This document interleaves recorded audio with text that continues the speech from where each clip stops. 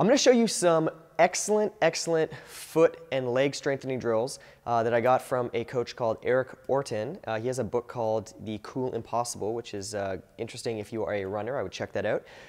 But when it comes to fixing flat or just weak feet, getting your glutes a little bit stronger, and just developing some better foot strength for running, these work really well. Let me show you how to do them. To do these drills, you're going to want to get a slant board. Now, you can buy these online, and I'll put a link below, but it's really simple to make and really inexpensive.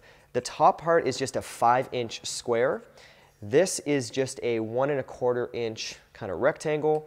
And then the key thing that makes this a little bit different than most slant boards that you're going to get is that the triangular portion sticks out just a little bit, so it causes you to have to balance on this, and it makes it a little more wobbly. This sticks out about 2 or 3/16 of an inch higher than the rectangle here, and you can just measure that off, glue and screw, you're going to be good to go. When you're starting out with these drills, we're going to start with 4 exercises. What I recommend, because this is a little bit wobbly, is to grab 2 poles like this. These are just little dowels. You can grab 2 broomsticks, ski poles, or you could do it up against the wall, just something where you can get a little bit of assistance with your balance.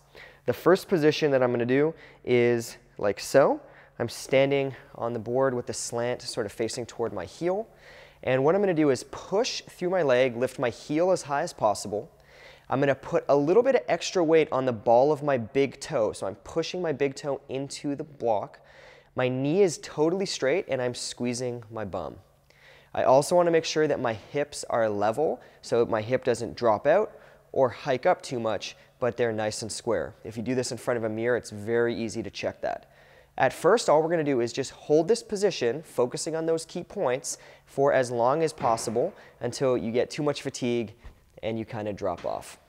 How you would progress this over time would be to drop one of the sticks and just use one stick, which becomes quite a bit more challenging. And then eventually you can do it and work on doing it with no sticks, or just very light grip on one stick and just kind of having it for safety, but fighting for your position this way. Okay, and that's a lot more challenging. So that's the first drill, and those basic principles are going to come into play for all of them.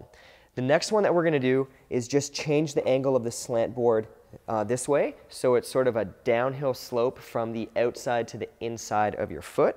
We're going to do the exact same drill balancing here, and I'm just holding that for as long as possible with the same principles as before. Then I'm going to go ahead and do the other way. So we're working our foot in all of the different articulations that it can have. The last drill that we're going to do is going back to the initial direction, and I'm going to just add in a knee lift. So this is going to be similar to a running stride, just exaggerated. I'm pulling my knee up. I'm keeping my heel tucked under my knee, not extending out, because that's going to be more relevant to good running form. And I go back down.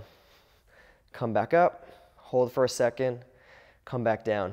As I come up, imagine that you have a rubber band attaching from the top knee to the bottom toes. We're trying to separate that space as much as possible. So I'm pushing through the toes on my bottom foot and extending that knee as much as I can. You should feel a strong amount of fatigue in your glute if you're doing this right. So those are the 4 drills that I recommend that you start with, and you want to basically alternate right and left foot. Do 1 or 2 sets, doing each one as long as you possibly can until you sort of collapse with fatigue. At the start, I would recommend doing this maybe 3 times a week.